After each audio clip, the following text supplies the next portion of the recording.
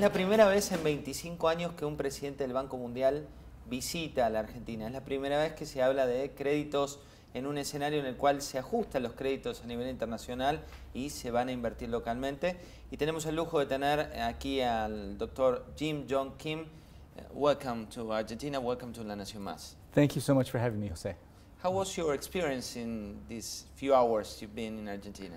Well, this is my first visit to Argentina, but you know, for Americans, Argentina has a very special place. But for me, especially, I grew up in the state of Iowa that's very famous for its beef, for corn-fed beef. So we all knew about Argentina, the fantastic natural resources, and the great Argentinian beef. But I have to tell you, I've been so impressed.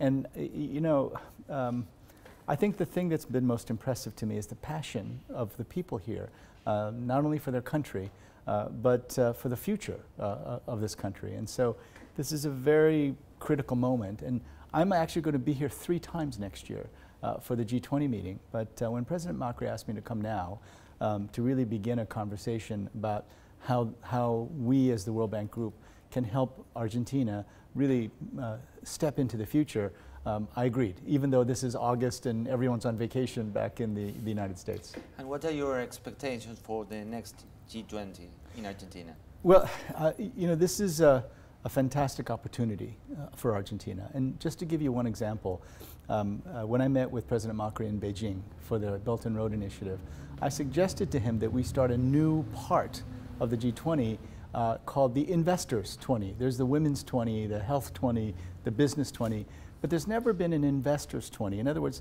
people who manage pension funds, sovereign wealth funds, large investment funds, we've never brought them together. And in this case, bring them together to show them that there are many investment opportunities in the G20 countries. Also, the G20 has a program, Compact with Africa, in which we're trying to bring lots more private sector financing into Africa. And so we thought that this was the right time to start this new innovative group, and President Macri agreed. And so we especially talked about how to turn this into a fantastic opportunity for Argentina, because I think the investment opportunities here in Argentina are fantastic, and we have the chance to create real win-win situations where the owners of capital, who right now they're earning so little, you know, 8.5 trillion in negative interest rate bonds, where, you know, as you well know, Jose, where you have to pay somebody to keep your money. There's so much money that's earning so little that I think things like infrastructure projects in Argentina would be a wonderful place to attract that kind of investment. And once we bring the investors to Argentina, I think they're going to get a very different idea of the reality here. You know, for so many investors, and I speak to them all the time, when they think of Argentina, they just think about risk. But they don't see what I have seen in these last 2 days. A country passionate about growth and about going into a future in a way that will recreate some of the glory of the history of Argentina. And why do you think that it's so difficult to mobilize greater private sector investment?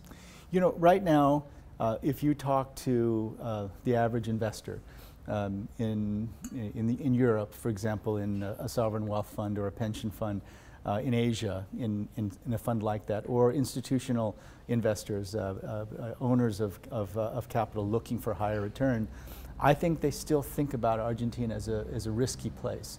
And risky because they're not sure that there will be continuity in the policies that are in place now. You know, I really want to congratulate all of Argentina. President Macri's leadership has been really important, but we have to remember that he has a minority in the Congress. So the reforms that are in place now have been done by Argentina as a country, and the critical thing is to keep going with those reforms. If we can keep going with those reforms, if we can bring the investors next year to see just the fantastic possibilities of Argentina, to meet the people, to understand that Argentina is a great place to invest, I think we can turn that situation around. President Macri and his party won in the most important districts in Argentina at the last elections. Was that important for investors? Well, I think, you know, we at the World Bank Group are prohibited from getting involved in domestic politics. But we can tell you about attracting investment. And I can tell you that the most important thing that people are looking for is stability. They're looking for sound macroeconomic policies. And the things that both the Congress and President Macri have committed to, making sure that inflation is kept in check. Fiscal policy where the deficit keeps going lower. I think 3.2% is a goal for next year. Where monetary policy makes sense vis-a-vis the money supply, the need to provide capital, while at the same time the need to keep inflation low. The rule of law, all these things that both President Macri and the current Congress have committed to, that is really important. So to the extent to which the election signals stability, that's very important. You announced some investments for Argentina. Tell us about the World Bank engagement with Argentina, with the country. So we did $3.2 billion in the last fiscal year, and the fiscal year which starts in July of 2017, we're going to do another $2 billion, $1 billion in the private sector and $1 billion in the public sector. So our efforts have gone wide. We've invested a lot in infrastructure, but we've also invested a lot in human beings. So, for example, the program AUH, Asignación Universal por Hijos. Universal por Hijos. We have increased the number of people covered in that program by 1.5 million. So we're focusing both on investing in human beings and investing in the infrastructure that's needed for the country to grow. In the private sector, we invest in agriculture. We have a very exciting program that is going to bring billions of dollars to Argentina for renewable energy, Renovar, the program that we call it, where without even providing money, but providing a guarantee, we're going to be attracting more than $3 billion to the renewable energy industry here in Argentina. So we're very excited. And the point that people have to understand is that we're going way beyond what would be our normal investment in a country in Latin America of this size. We're going way beyond what we would normally do, but it's because we believe so strongly in the direction that Argentina is going right now, but also it's because we know that for Latin America to be successful, frankly for the global economy to be successful, Argentina has to be successful. Is it like a role model for Latin America nowadays? Absolutely, absolutely. And the thing that I've been trying to stress the whole time here is that, I was a protester against the World Bank because I thought that at one point in its history, in the 1990s, on its 50th anniversary, that the World Bank was too ideological, that was focused just solely on growth in GDP. It was just strictly focused on economic growth. And we felt that they were not focused enough on human beings, on health, on education, because the evidence is overwhelming now that those are directly related to economic growth. But the thing that's happened with the World Bank Group is that we are very, very committed to using not ideology but evidence. And so throughout Latin America, I think this is our very strong message. We are not the bank that's coming in and propagating what's been called neoliberal economic policies.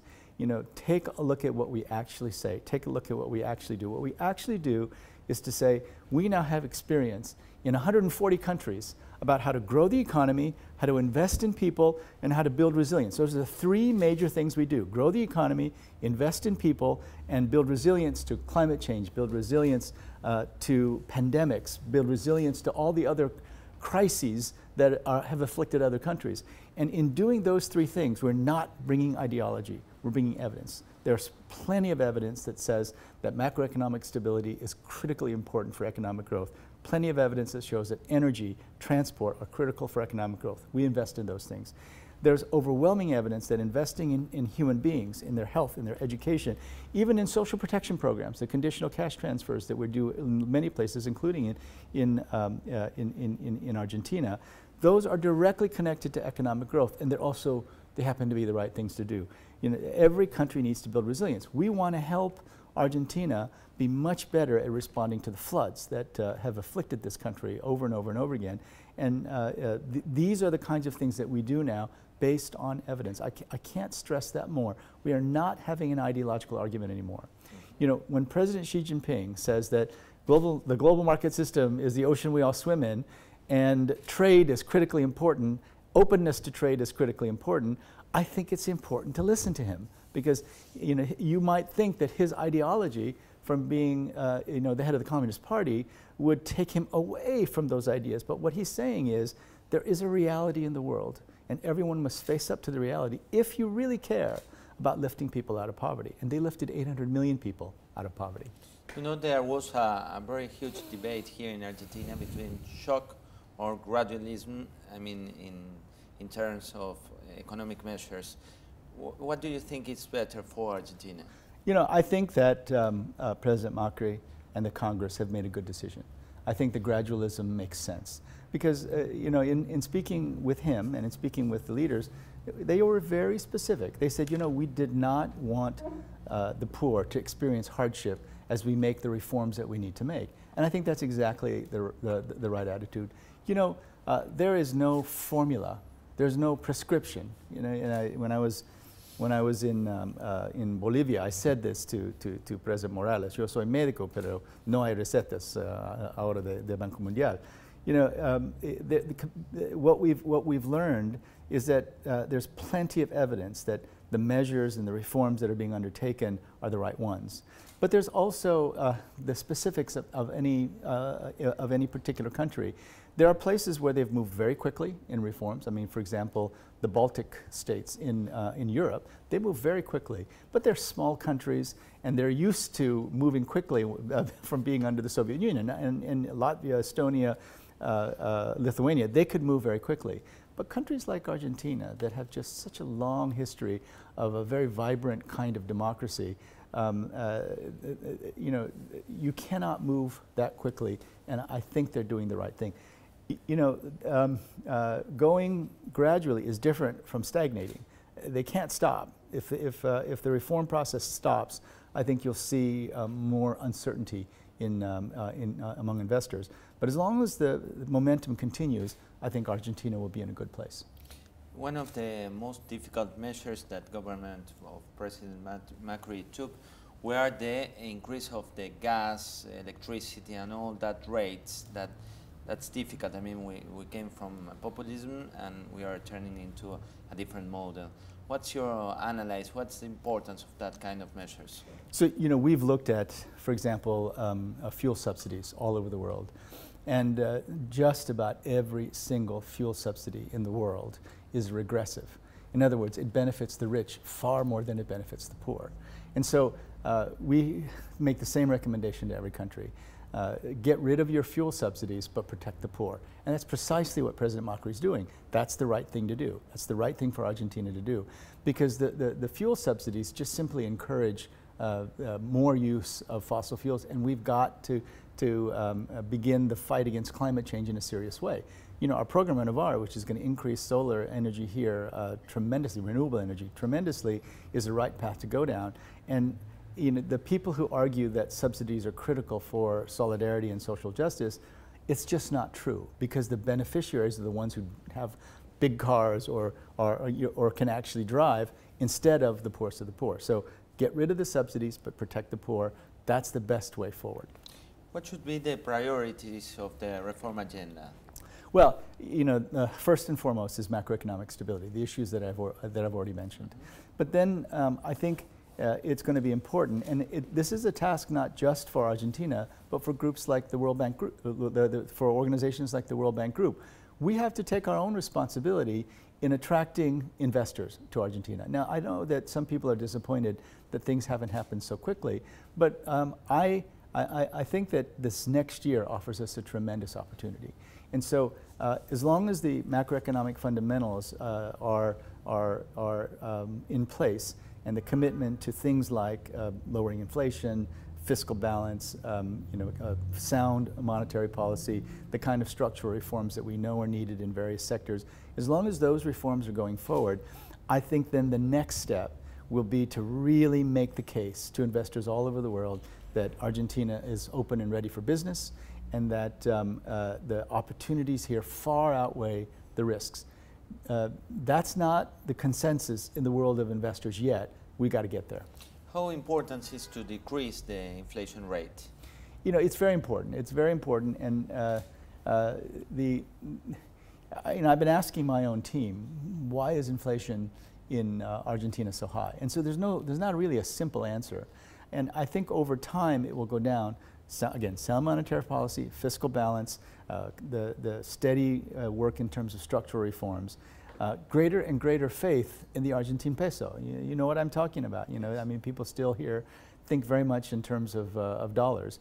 And as faith in the Argentine peso goes up, I think that the inflation will be more easily brought under control. But again, I think this is a process that requires steady movement toward the reforms. That's step by step. Step by step, yes. No, and long term? You know, it's hard to know. It's hard to know. My hope is that the hosting of the G20 will offer a tremendous opportunity to get Argentina's message out to the rest of the world. But you know, I tell a story all the time about Korea in the late 1990s. And in Korea in the late 1990s went through a terrible economic crisis. And at that time, it was a matter of tremendous shame for Koreans. And so they literally took their gold and their silver and their diamonds and deposited them in the Central Bank of Korea without getting any value. And that show of solidarity, $1 billion just from Koreans making donations to the central bank, I think had an impact on the world's confidence in Korea, that all the people were coming together to ensure that the economic future of Korea would be sound. I think this is the moment for Argentinians to all come together and send this message to the world when they come for the G20. Talking about the region, for example, Venezuela, how do you think it's that country nowadays? Well, you know, we don't have a program in Venezuela. We're extremely worried about Venezuela. We're very much in communication with President Santos and Minister of Finance Cárdenas in Colombia. I mean, that's where probably the very first impacts, the largest and most severe impacts will be seen. It's extremely worrisome. I mean, they've departed from the path of democracy. You know, they're no longer part of Mercosur for that reason. We're extremely worried, and it's one of the most worrisome countries in the world. Was it possible to Argentina to end like Venezuela if there wasn't a change? I'm not sure. I mean, the politics there have become very, very complicated.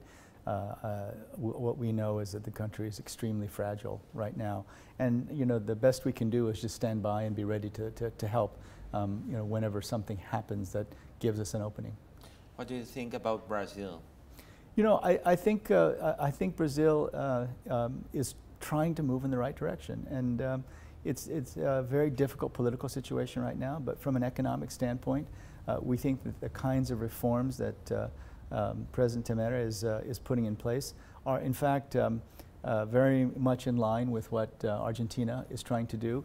And it's going to be difficult, and it's probably going to exact a political price, but they're necessary. How important is for a country like Argentina to receive G20? It's extremely important. You know, the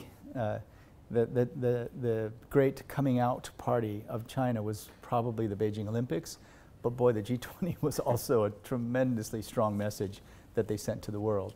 And the message sent to the world was that China is a truly extraordinary country, and they were able to show to the 20 most powerful people in the world, and also the huge amount of press that comes with the G20, that they were now on a very different level, even compared to the Olympics in Beijing. This is a great opportunity. Most people don't know about Argentina. Most people don't know what's going on in Argentina. You know, in 1959, the year I was born in Korea, Argentina's GDP per capita was 5 times that of Korea's GDP per capita. It's now 1/2 of Korea's GDP per capita. But if you look at Argentina in terms of the natural resources, the second largest shale gas reserves in the world, an agricultural sector that is second to none in the world. Human capital, 5 Nobel Prize winners, 4 of the 6 unicorns, the internet companies that are valued at more than $1 billion in Latin America are here in Argentina. So the human resources, the natural resources, the history, the pride of the people, the passion of the people for their country, these things should count over time. Unfortunately, right now, still lodged in people's minds is uncertainty, very heterodox approaches to the rest of the world that in many cases just go against very fundamental analysis of how the world works.